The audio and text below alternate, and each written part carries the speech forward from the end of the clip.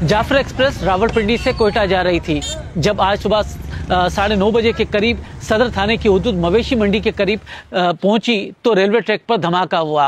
Police का कहना है कि इस धमाके के नतीजे में 370 फुट से ज्यादा ट्रैक मुतासिर हुआ और तकरीबन 2.5 फुट के करीब गड़ा पड़ गया है।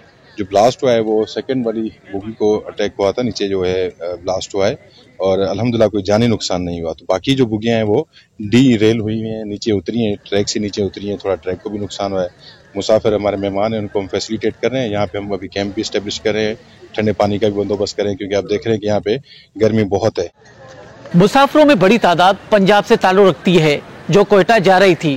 हम लोग आ रहे थे पंजाब से, लाहौर से बैठे हैं जी जी। और हमारी ट्रेन के नीचे, बल्कि हमारी जो बोगी है उसके नीचे ब्लास्ट हुआ है जी। एकदम से धमाका हुआ है और फिर बाद में पता चला कि हमारा डिब्बा जो है वो अपनी ट्रेन से उतर गया और अब हम लावारसों की तरह ऐसे सुनसान भी आबाद में खड़े हैं। ये पुलिस की गाड़ियाँ नजर आ रही हैं और एम्बुलेंस नजर आ रही हैं, लेकिन हुकूमत ने अभी तक हमारी हेल्प के लिए कोई मदद नहीं भेजी कि जो लावारिस बच्चे बैठे हुए हैं यहाँ पे, या जो औरतें अपने बच्चों के साथ अकेली मर्दों के साथ नहीं आई हैं, वो बेचारी ऐसे ही परेशान बैठी हुई हैं।